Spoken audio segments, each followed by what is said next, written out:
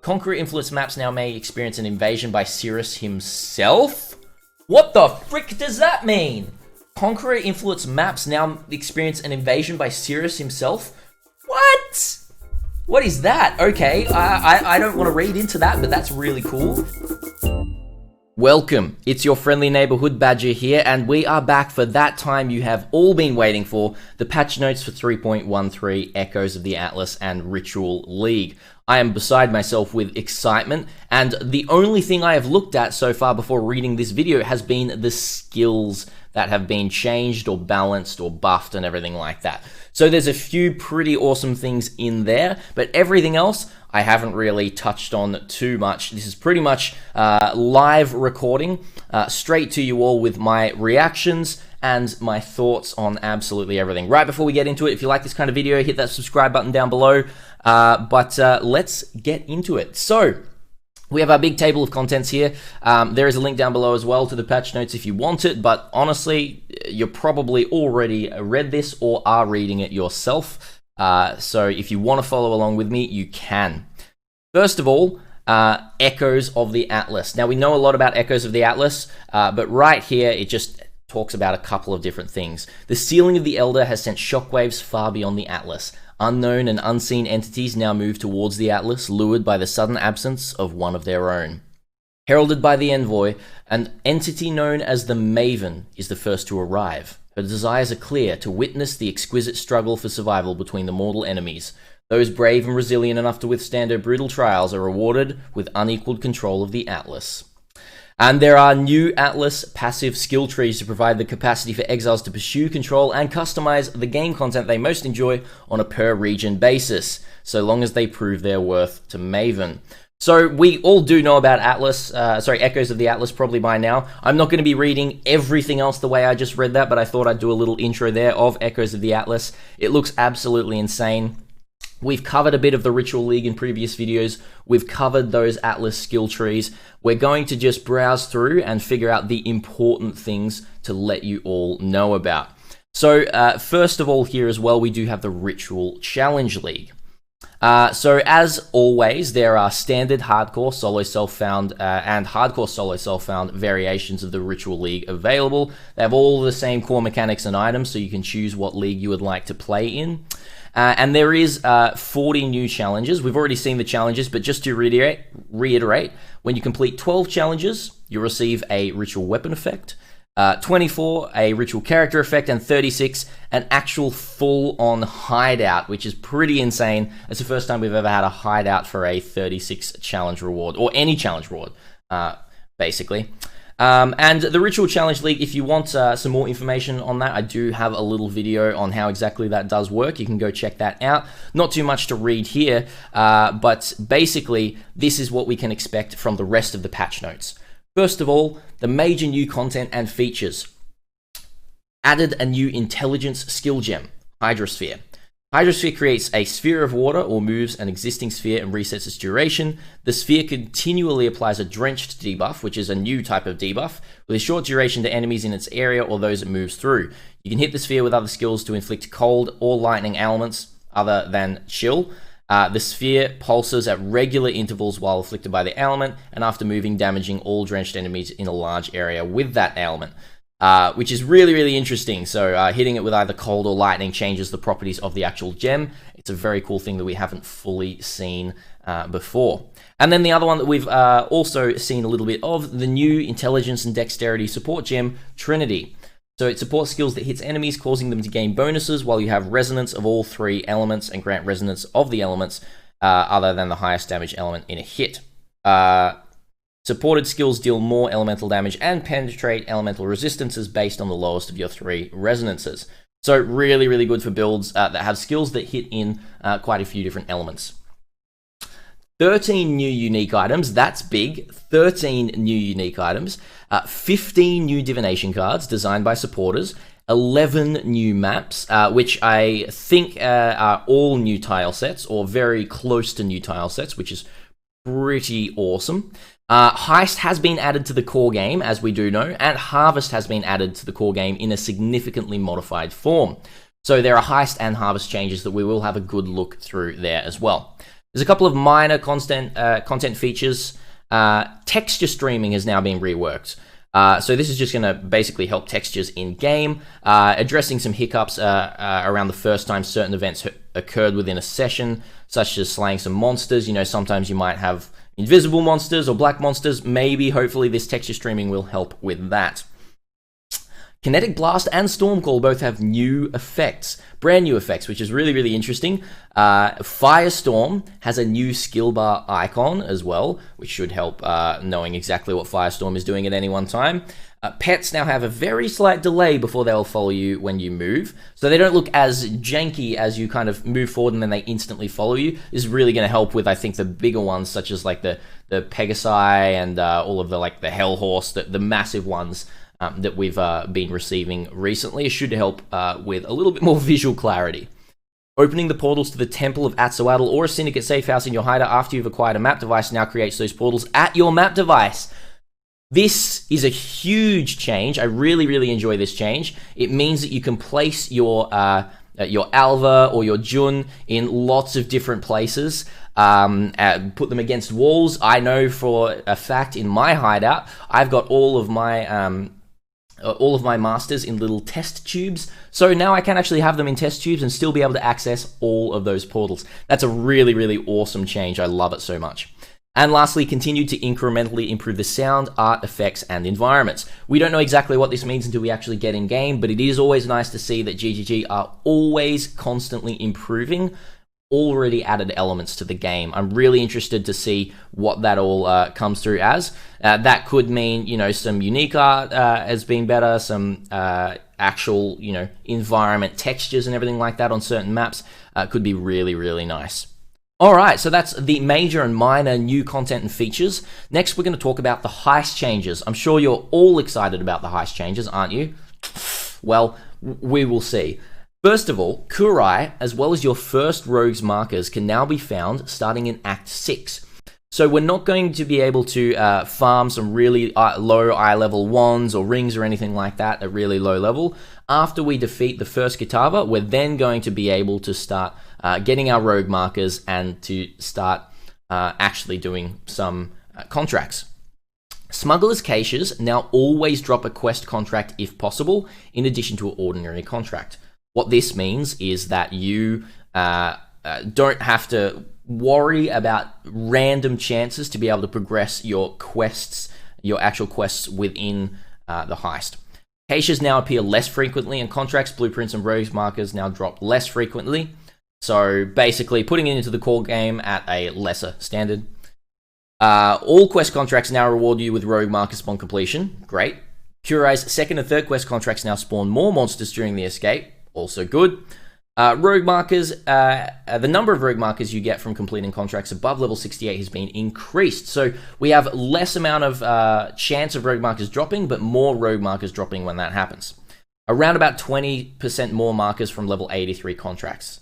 The levels at which heist equipment drops have been adjusted to fit the new progression, and job experience has been increased across the board to fit the lower frequency. So what I'm actually expecting is it's not going to take any faster time to actually level your masters up, which is a little bit disappointing because we have such of a less frequency of actual contracts, but a more job experience. We'll have to see how that pans out. I wanted to see even more buffing to the experience, but again, we don't fully know. Blueprints that have been created through duplication and now must be revealed again. Good move, I love that. Rogue Harbor once again acts like a town and will be populated by other players. I hope they fixed the problems that it did have.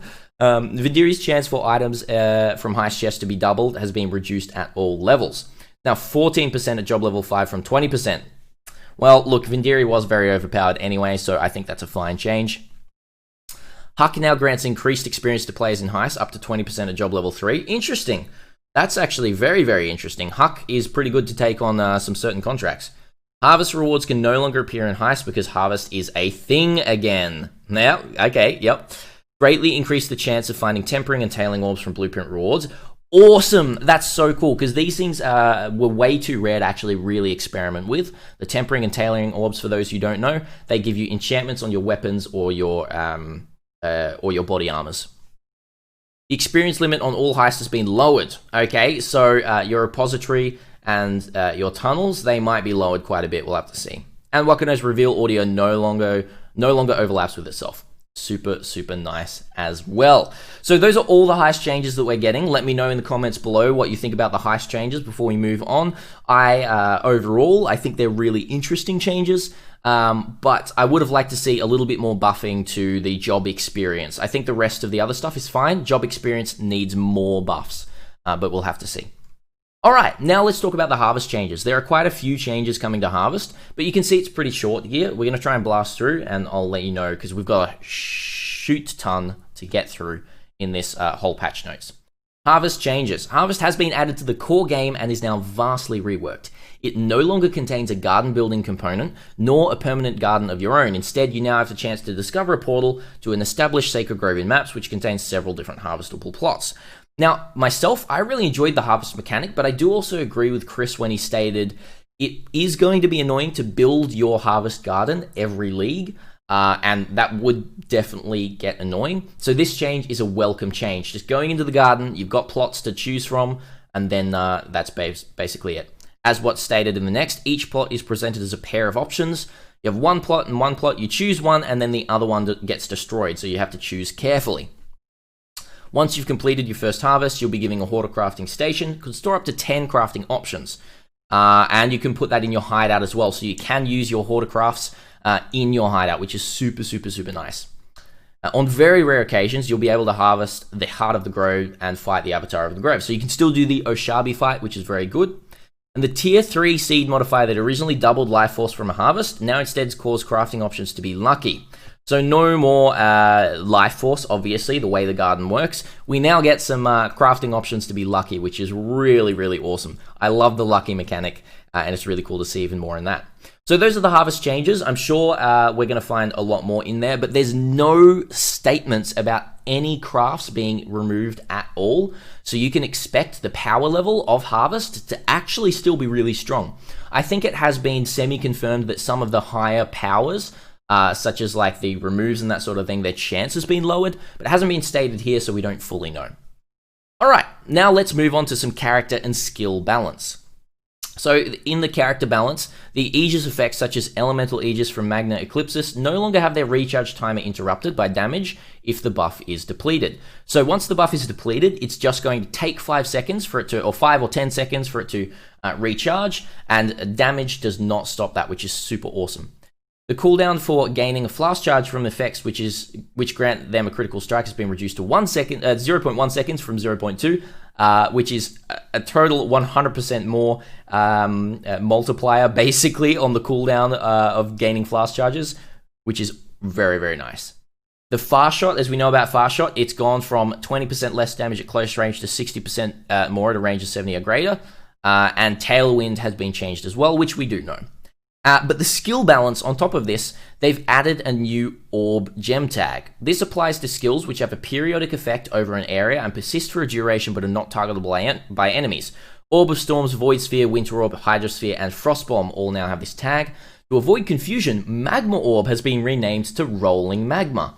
So we no longer have Magma Orb. I was really worried about the Orb tag because I was like, how is Magma Orb an orb? But I guess they've just gone and renamed the gem, so that's basically how it's all going to do. So yes, that's pretty much it. Now we're on to the juicy stuff. Now I had a very quick browse, as I said at the top of all of this, I had a very quick browse right before I started recording this video of the skills themselves. But we're going to dive right into all of the specific skills right now. So let me know what you think. Anger is right out of the gate. Anomalous Anger now causes you and nearby allies to deal 0.25% increased burning damage per 1% quality from 1%. So it's a 75% damage nerf. Divergent Anger now grants you and nearby allies 0.05% increased move speed per gem quality from 0.25. So that is an 80% nerf right there. Anger, and this is what we're going to see a lot through all of this. A lot of the alternate qualities for auras have been massively nerfed. Arctic Armor no longer triggers when hit effects from reflected damage. This is just basically to stop some weird interactions. Artillery Ballista now allows you to place an additional totem at gem level 11 and again at level 22. So this is a very huge buff for Artillery Ballista. Bear Trap, trapped enemies now take 25% increased damage from traps and mines from 15%. So an extra 10% increased damage. It might actually be very useful to use Bear Trap in your setup to then increase damage taken on the enemies. Blade Blast now has a 35% more area of effect per Blade Vortex Blade detonated from 20%, so a much larger area of effect, meaning that Blade Vortex Blade Blast for clearing could be a really, really good strat. Blast Rain now penetrates 20% fire resistance at gem level 1 from 15 and up to 30% at gem level 20 from 25. Another big buff for Blast Rain. I think that's going to be a super, super strong skill, so definitely check that one out. Blazing Salvo has also been buffed, radius of 16 at minimum range from 14 and 22 at maximum range from 18. So the targeting range and the... the targeting range? No, I think that's the explosion range, which is really, really awesome. And fires a slightly wider spread. This means that it's much easier to get that overlap in Blazing Salvo. We'll probably see a really big damage increase from Blazing Salvo because of this, which is really cool. Blink Arrow gains increased cooldown recovery rate as the gem levels up to 47% at gem level 20. Wow, that's really strong. Charge Dash now has a minimum radius of 14 at gem level 1 from 12 up to 26 from 22. Which is really, really nice as well. Another buff. As we're seeing here, there's lots of skill buffs. This is really, really great.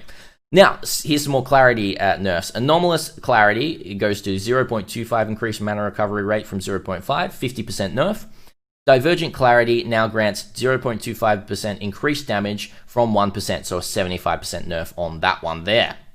Cobra Lash has turned into a very, very strong skill. Cobra Lash Pathfinder looks like it's going to be extremely powerful. Projectiles now deal 5% more damage for each remaining chain and convert 60% of physical damage to chaos damage from 50. Coupled with the new changes to Pathfinder, that's 100% conversion instantly. Very, very strong. Contagion now has a base radius of 17 from 20. If we look at that, that's around about a 15% nerf in the area of Contagion, which is actually a fairly hard hit to Essence Trade Contagion. We'll have to see how it plays out in the actual game, but I'm pretty sure 15%, 17, 20, 33, yeah, it's around about 15%. Alright, Crackling Lance now has an added damage effectiveness of 115%. I think that's up from 100% because they didn't state what it was from, so it was probably just from 100%. But it now deals more damage as well. A little bit more damage at gem level 1 and quite a lot more damage at gem level 20. So the scaling on Crackling Lance, we got a big buff there. That's basically it. Desecrate. Phantasmal Desecrate now has a chance to produce a different special monster corpse based on its quality. Huh. Very, very interesting. Phantasmal Desecrate now has a 1% chance to spawn a Forgotten Corpse per 1% gem quality.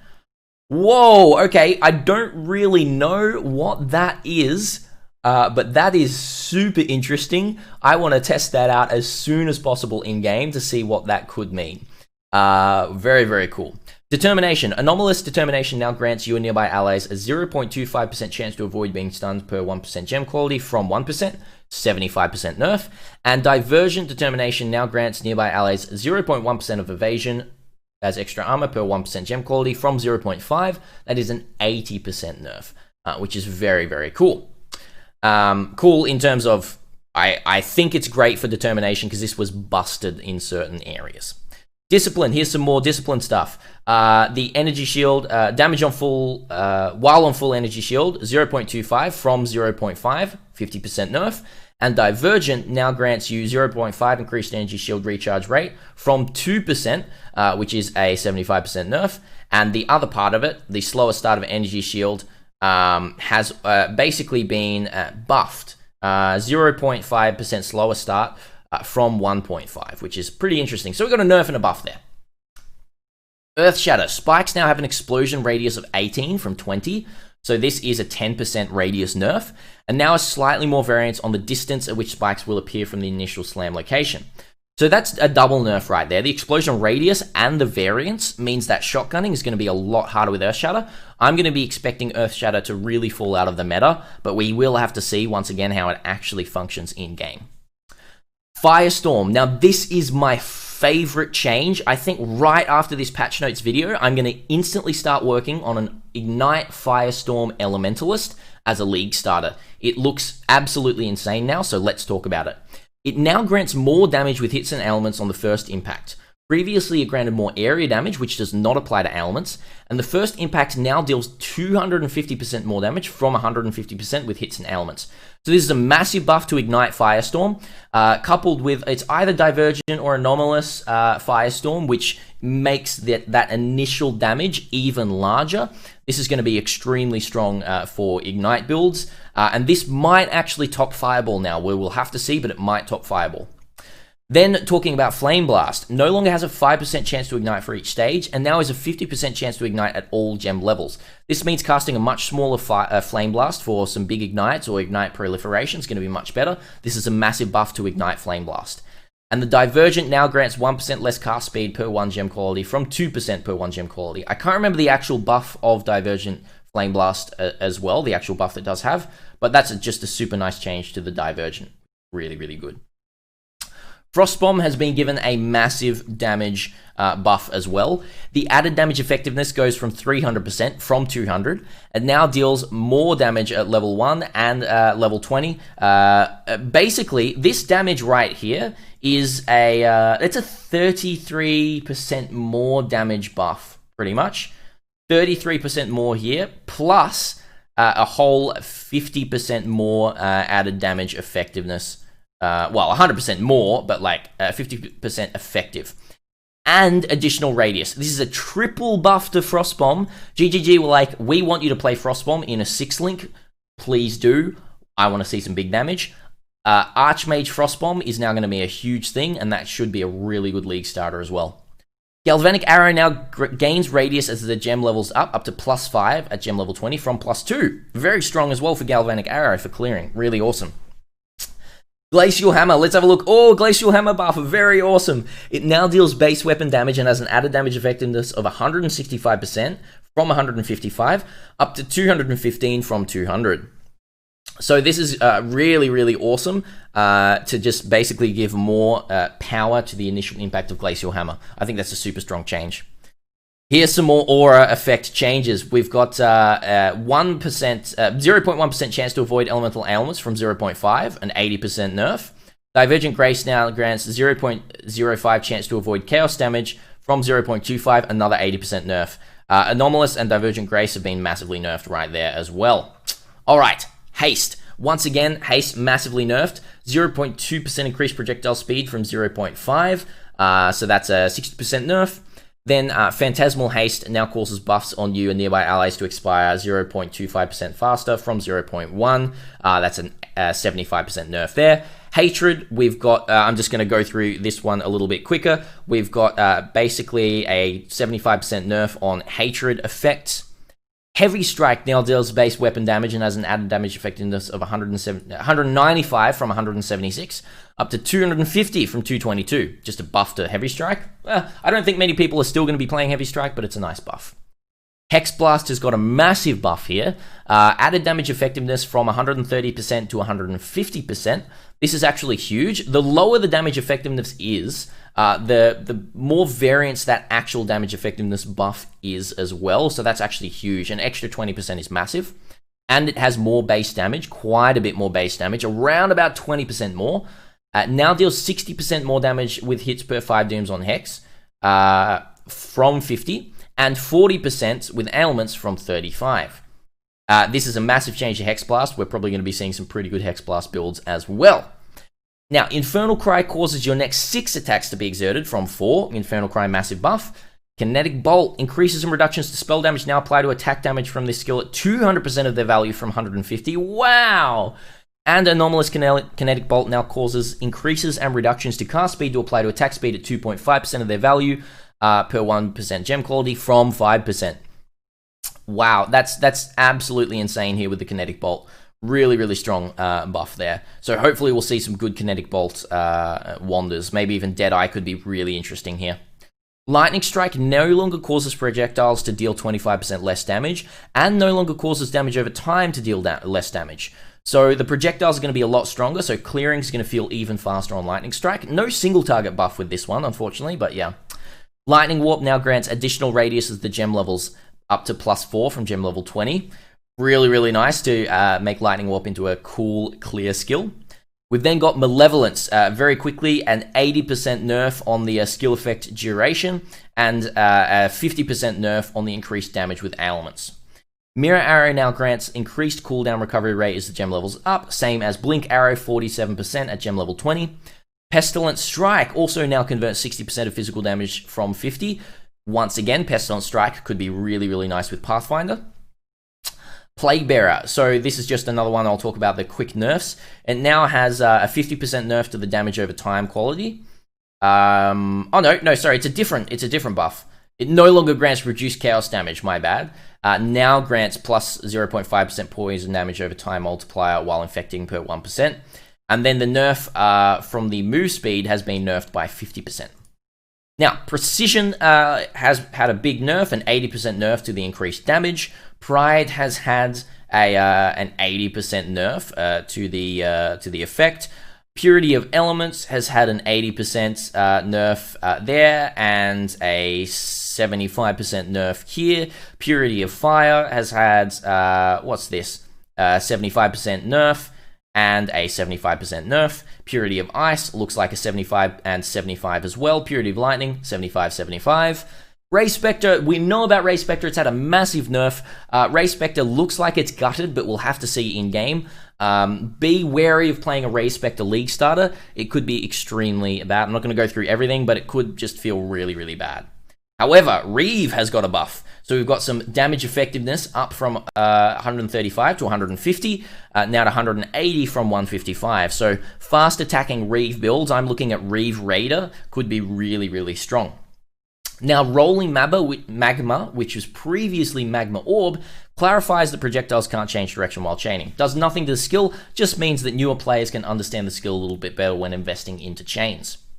Scorching Ray has had a massive buff, 0.25 seconds from 0.5, and now has a mana cost of 2 at gem level 1 from 4, up to 5 at gem level 20 from 11.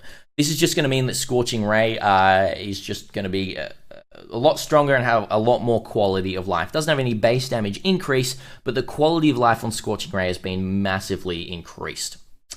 Alright, Scourge Arrow. Anomalous Scourge Arrow now causes each Spore Pod to fire 0.05 additional Thorn Arrows per 1% gem quality from 1%. So, from 0.1. So this is actually a 50% nerf to the Scourge Arrow Anomalous, which is pretty interesting there. Searing Bond now deals extra damage up to, what is that? Whoa, my goodness, Searing Bond has got a about 30% damage buff, 30% more damage on Searing Bond as the base damage. That's insane. That is really, really cool. Searing Bonds could be interesting to build around. We'll have a look there. Seismic Trap now has an added damage effectiveness of 140 from 120 and now deals extra damage. It's around about 10 to 15% more damage from Seismic Trap. I don't think that's enough to make it usable, but usable in a big meta, but it's still pretty strong. Shield Charge has been buffed. So Shield Charge has been buffed around about, not much, around about 5% damage. Now has a 0.2% base critical strike chance per 10 maximum energy shield on your shield, on your shield from 0.1, so 50%, 100% buff to that. And now deals added physical damage of 3 to 4 from 2 to 3 per 15 armor. So a buff to Shield Charge damage there as well. Now, Shockwave Totem has had something very interesting happen to it. Shockwave Totem has had a nerf. I'm not sure why we ever thought that this needed a nerf, but maybe there was some interesting interaction, or maybe there's something further down in the patch notes that we don't know about yet. But the targeting range has been nerfed from 80 to 100. It primarily affects cases where the totem can use its skill remotely, such as Astral Projector's effect, which is really, really interesting. Now, Shrapnel Ballista now allows you to place additional totem, and so does Siege Ballista, both at level 11, level 22. So Artillery, Shrapnel, and Siege, you get extra ballistas. Wow, that's super strong. That is super strong. Alright, Spectral Shield Throw. We've got some extra damage from Spectral Shield Throw, a little bit extra damage right here. Basically the same buffs that Shield Charge has, Spectral Shield Throw also has. Spectral Throw projectiles from Spectral Throw are now considered 50% larger against monsters when checking for collision. Whoa, 50% larger. That's actually really, really big for the damage of Spectral Throw. What this means is it's much easier to get that sweet spot where all of your Spectral Throw attacks when they're going out and then coming back in will hit as many times as they can. That's actually a very, very big big change. I don't know if it's enough to really make Spectral Throw work because, honestly, the attack speed and, well, the technically cast speed or attack speed of Spectral Throw is really slow. Static Strike now has a base duration of 3 seconds from 2. That's a pretty big buff. Storm Call now has an added damage effectiveness of 130 from 100%, and it now deals extra damage up to around about a 10% more damage at gem level 20. Now, Carrion Golem has approximately 20% less damage at all gem levels. Stone Golem has approximately 10% less damage at gem levels, which is pretty interesting with those two golems. So we're going to see them fall out a little bit of the meta, but 20% is not enough for Carrion Golem to stop being overpowered. It's still going to be extremely strong. Losing 20% on a Carrion Golem build that does 20 million DPS, you're still going to be doing 16 million DPS, and that's way too much anyway. Alright, so Sunder. The base radius has been increased from 7 to 9. Very strong, means the overlap will be more. And the Divergent Sunder now has 100%, 1% increased physical damage per 1 gem quality. It previously granted increased area of effect. However, this was a bug. Apparently it was a bug. Okay, interesting. So this isn't enough to bring Sunder. That's all I'm going to say. It's not enough to bring Sunder back into the meta. Revert Sunder, please. It needs to be reverted. We don't like new Sunder. Tornado Shot. It now deals base weapon damage and has an added damage effectiveness of 100% from 90 up to 120 from 109. Tornado Shot buff with the new Deadeye. Tornado Shot is probably back. That is pretty cool. Okay. Toxic Rain now converts 60%. Once again, Toxic Rain Pathfinder. Very strong as well. Full conversion instantly. Wow, very cool. Unearth now has a halved cast time and uses a different casting animation. Mana cost of 4, so mana cost buff, basically. Now deals extra damage up to around about... No, it deals way less damage, sorry. Okay, so Unearth is not supposed to be an attack or a spellcasting damage anymore, but the very last interesting thing here, Bone Archer Corpses, now created by Unearth, now have approximately 30% more life. Very interesting. Very, very interesting. Unearth, what is it? Detonate Dead Unearth could be a very potentially good build. That's pretty insane. That's pretty cool. Alright, Venom Gaia no longer deals added chaos damage, but now deals base weapon damage as an added damage effectiveness of 125 from 90 up to 165 from 115. So this is to balance. Now has a 40% chance to retain caught projectiles fired after using Whirling Blades at all gem levels. Oh, wow, very interesting. And now converts 60% of physical damage from 50. Once again, Pathfinder. Viper Strike, 60% from 50. Pathfinder, very good. Divergent Vitality got a 60% nerf to the increased damage while on full life. Warlord's Mark causes you to generate 20 rage over 1 second when they are stunned from 5. Massive buff there. Winter Orb has received no damage buff, but an effective massive buff here. The duration on Winter Orb has been increased to 1.6 seconds from 1.2. So this is a duration buff of around about 33%, if I'm doing the math correctly here, which is extremely strong to really help you maintain much larger Winter Orb stacks as you're running through maps. It's very strong. I don't know if it's enough to bring it back into the meta, but it's enough to make it way more viable, which is super, super strong and a lot smoother. Zealotry has got a massive nerf. So we've got a, what is this? About a 30, no, yeah, or 60%, 60, 55% nerf. I can't remember, can't actually do the math there. To the crit strike multi. And then it causes nearby allies to regenerate 0.005% of life per second from 0.02 per 1% gem quality. So that is a 75% nerf right there. And to finish off, we've got a couple of extra Vaal skill balance and support gem balances. Bear with me, we're almost done here. The Vaal Flame Blast no longer has a 5% chance to ignite for each stage, now has a 50% chance to ignite at all gem levels. Vaal Reeve now deals base weapon damage and has an added damage effectiveness of 150% at gem level from 175 and up to 180 from 155. So Vaal Reeve has been increased, and Vaal Flame Blast has got the same buffs that normal Flame Blast has. To begin, the support gem balance, which is not much, Ballista Totem support now makes them deal less damage at gem level 1, 32 from 42, and up to 20% from 33. So big buff there. Efficacy now requires gem level 8 at gem level 1 from 31, so you can use it a lot earlier, and now causes them to deal 10% more damage from 15 up to 24. So early, it's got a little bit of a nerf, but it's still exactly the same. It just means you can use it earlier, which is, in my eyes, a big buff right there. It's pretty awesome. Impending Doom support. Doom Blast now has an added damage effectiveness of 100% from 50. Doom Blast now deals 39 to 58 from 25 to 37 up to... that's a huge buff! And it now deals 60% more damage per 5 Doom on Hex from 50% more. Okay, so we were playing around with an Auto Bomber Doom Blast build. That became extremely powerful. If that interaction is not bugged yet, or is not patched, Auto Bomber Doom Blast is now a thing. Really, really cool there on Impending Doom. Alright. Intensify no longer supports skills that creates minions. Alright, no longer intensifying. Whoopsies. Lesser poison support. Anomalous lesser poison support now grants 1% increased poison duration per 2%. Previously granted 1% chance to gain a frenzy charge on killing blow. And lastly, Pinpoint no longer supports skills that create minions. More minion nerfs right there. That is all of the skills. That took me a very long time. We're already up to 36 minutes on this video. We're going to get through, the rest of stuff as quickly as we can, but we're not going to talk about the Ascendancy balance and reworks because we talked about that in a previous video, which is down below. So, the passive tree balance. There's a couple of things to do with the passive tree. The Impaler Keystone now prevents Call of Steel from removing any impales inflicted within the last 4 seconds.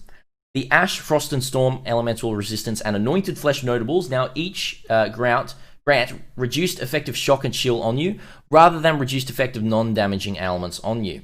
And then the Swift Skewering Cluster now consists of 2 branches rather than 1 full loop. It now has a second notable, Blade Sovereign, which causes Call of Steel to have +4 maximum steel charge, 30% increased use speed, and deal 10% increased reflected damage. The small passive leading to Blade Sovereign grants Call of Steel 15% increased use speed, causes it to deal reflected damage with 15% increased area of effect, and this small passive replaces one that previously granted 5% increased impale effect. So Swift Skewering Cluster, or this area here, is really interesting with Blade Sovereign, really good for steel skills themselves and the Call of Steel. Extremely strong there in the passive skill tree balance there, which is super awesome. Alright, as I said, we're going to be skipping the Ascendancy balance, which is quite a lot here, but then we can probably scroll as quite a far bit down. We've now got some item balance here that we can talk about. So, items that appear identified or with visible variable properties in a vendor's window as a result of a recipe now have their properties hidden until the trade is complete. This is to stop you just abusing trade windows to be able to get the best rolls on items. Alright. You can now perform the 5-to-1 recipe on items with outputs that are always corrupted, such as talismans and breach. Ooh, really? Okay, breach rings. That's a big buff to talismans. Who would have thought we're getting more buffs to talismans? Maps dropped by special sources, such as deterministic chests or league rewards like those found in Azurite Mine or the Temple of Atsuatl. Now use your own atlas to determine which maps to drop. Very, very interesting change there, and I love it. The changing to go off your atlas is extremely cool. If a source such as this cannot find a compatible map from your atlas, it will drop a random map of the correct tier instead. The Blood Altar crafted modifiers, which reduce effective non-damage elements, now grant reduced effective shock and chill, so they're just trying to condense that, it seems like. Eternal Labyrinth enchantment for Venom Gaia now grants a 25% chance to keep caught projectiles fired when using Whirling Blades from 35, and existing items with this enchantment are unaffected. So we've got some legacy enchantments there. Due to a bug being fixed with the Blight Chests are lucky stat from the Crimson and Teal Oil Blighted map anointments that causes the stat to apply to each lane, we've adjusted the values of these anointments. Teal now grants 5 Chests are lucky, and Crimson now grants 10 Chests are lucky, which is a cool change. The Blight Ring anointment that causes minions from your Scout Towers to have increased life now causes your Scout Towers to produce an additional minion. Okay, that's pretty cool. So more damage and less life on the minions there. Imprinted Eternal Orbs can no longer be applied to fractured items, overriding their fractured modifiers. And lastly, Samite helmets have been renamed Samnite helmets. Okay, I don't know why that change has been made, but that's kind of cool. Alright, that's the item balance. We've then got some cluster jewel balance right here. Note that all of the following changes affect all existing cluster jewels with these passive skills. Let's have a look here. Numbing Elixir and Flexible Sentry both now grant reduced effective shock and chill rather than non-damaging elements, and all existing items are affected. Cluster Jewel Notable Heraldry now applies its exposure effects at a radius of 30 from 50. Interesting. Cluster Jewel Notable Stalwart Commander now grants 20% increased aura effect from 30, so a nerf to that Stalwart. The Rotten Claws causes minions to have 12% chance to impale and hit with attacks from 20%. That's quite a big nerf right there. So instead of using 2 Cluster Jewels to get 40% and then Impale Gem to get 60%, you now need 3 to get 36 or 4 to get full 100% chance to impale with minions. That's a massive nerf to impale minions, a huge nerf. The Cluster Jewel Notable Renewal now grants a 5% chance to deal double damage from 10%. I did think that was how it was going to work. The Notable First Among Equals grants 8% increased effective non-cursed auras from your skills from 10, and the small cluster passives go from 3% from 6, and curses effectiveness goes from 3 from 5%. So minions once again got another pretty big nerf right here, which is kind of crazy. And then we've got some unique item rebalance. We've had a little bit of a talk about this already, but here we go through this. Replica Nebulous is basically nerfed. I'm not going to talk about all the numbers, but it's a big nerf basically to the infinite scaling it did have. It now has a cap. This is basically just for like deep delvers and everything like that. Alberon's Warpath has been nerfed from 50 strength giving you damage to 80 strength giving you damage. So there's no legacy Alberon's Warpath either. It affects all versions of the item. Martyr of Innocence no longer grants added fire damage to spells. This is because it now grants Battle Mage keyword. And affects all versions of the item. Existing items can be updated to the new values with the Divine Orb. Oh, hang on. No, new versions of Martyr of Innocence now have the 360 and 540 from... okay, so the damage has also been nerfed. The flat damage has also been nerfed on Martyr of Innocence, which is... I don't like it. Anyway, Disintegrator no longer grants additional fizz damage to spells and now grants Battle Mage. Correct. There we go. We already know that. Jack the Axe now has increased physical damage, much more, but it no longer has increased attack speed, life leech, or reduced life leech rate. It now has plus 25 to 35% bleeding damage over time multiplier. Now grants Thirst for Blood skill. Its flavor text has been updated. So this is a big buff to using it for one-handed bleed builds as a budget axe. You can expect to see this on Gladiator quite easily. The Lord of Steel unique jewels now grant 20 to 25% increased reflected damage from 40 to 50. So this is just basically nerfing the big damage from Call of Steel right there. And Summon Skeleton Mages from Dead Reckoning unique jewel of Vile Summon Skeletons now deal 50% more damage, and their projectile speed has been doubled. 50% more damage to Skeleton Mages. Skeleton Mages are now in the meta. Skeleton Mages are a good build. A really good build. That is massive right there. That's extremely strong. Leash of Oblation no longer grants 25% reduced effective offerings. Wow. Okay, so you get your full strength of offerings from Leash of Oblation as well, which is extremely cool. And Chimera's Avarice now triggers the Icicle Burst skill on hit rather than on kill. We really mean that this time, I swear, that affects all versions of the items. So it's on hit. That Icicle Burst probably means you can maybe do some cool shenanigans with it for single target, so we'll have to see there. That's going to be pretty cool. That's all the unique item balance, and now we're going to talk about the rest of everything. So monster changes. Bosses now ignore damage if the source of that damage has been for a very long distance, from it for a period of time. Essentially, you can't just shoot them from beyond their pathfinding radius anymore. Okay, so that's a big nerf to widescreen or ultra-wide monitors. Enduring Cry used by monsters has been given a cooldown and has had its healing amount standardized. It's now less ridiculous. Very cool. So that's an Oak nerf. So we're actually going to be able to kill Oak on League start. There we go. Awesome. All right. Atlas and map changes. So map tiers and locations have been shuffled, though the pin location for maps is not being changed. Most maps are now initially found at a different tier. Conqueror influence maps now may experience an invasion by Cirrus himself. What the frick does that mean? Conqueror influence maps now experience an invasion by Cirrus himself? What? What is that? Okay, I don't want to read into that, but that's really cool. Zana can now offer missions involving Metamorph, Delirium, Blight, and Harvest mechanics. Kirak can now inform you if your Atlas state is preventing a Conqueror from... preventing a Conqueror from appearing. Inform you. Okay, Kirak can now also tell you which region a Conqueror might be hiding in if you ask him. So this is going to be a big help. That's actually super awesome for me to keep in track for my Atlas update that I will be doing. Cartographer's Strongboxes now rarely appear in T13 and higher maps. So you can actually get Cartographer's Strongboxes in higher maps. That's a buff to map drop. Very, very cool. Hall of Grandmasters is now no longer on the Atlas. All right. And now we have the League mods that we can have a look at. We have Fortune Favors the Brave, like always. We then have Warbrands, Anarchy, Ambush, Domination, Perandus, Beyond, and Legion. So Beyond is in with the new Atlas buffs. Beyond actually being on the map device is huge, and it only costs 5 Chaos Orbs. I would have thought they would buff that a little bit more. Legion only costs 6 as well, so this is absolutely massive. I really like these Zana mods. I think they're super, super, super cool. All right.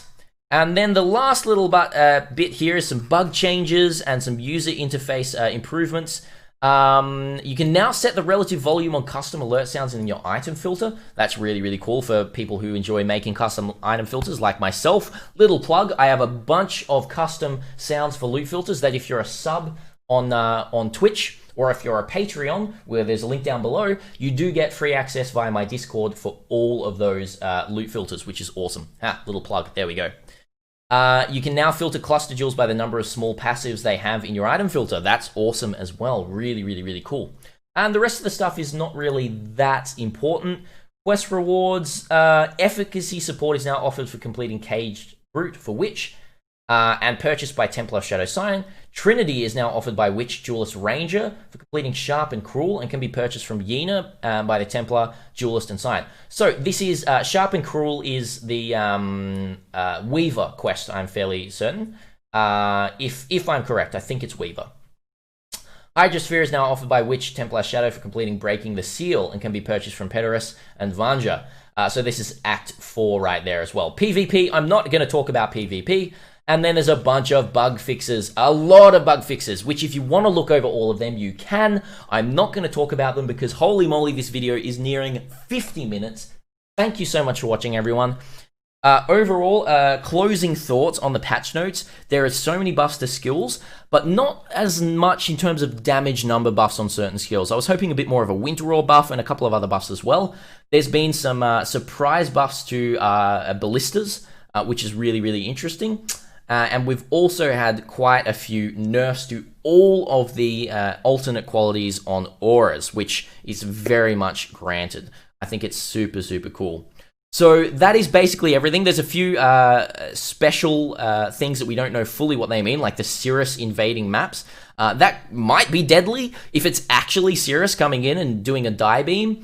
I would consider it's going to be something similar to how Shaper would invade your maps, and sometimes there would be you know, Shaper balls on the ground, or there might be Shaper throwing some things at you, but we can be rest assured that that's probably going to be damage nerfed a lot from the actual Cirrus fight. So you're not going to be off-screen by a Cirrus beam, hopefully. So that is everything. Thank you so much for watching, everyone. If you enjoy this kind of content, if you made it through to the end, last video I talked about what kind of toppings of pizzas you do enjoy, and today I'm going to ask you what what was I going to ask you? Yeah, what season you like the most out of winter, summer, fall, or spring? Or as we call it in Australia, autumn. What's your favorite season? Let me know in the comments below, and then I'll know that you did make it to the end, because I am watching you. I am watching.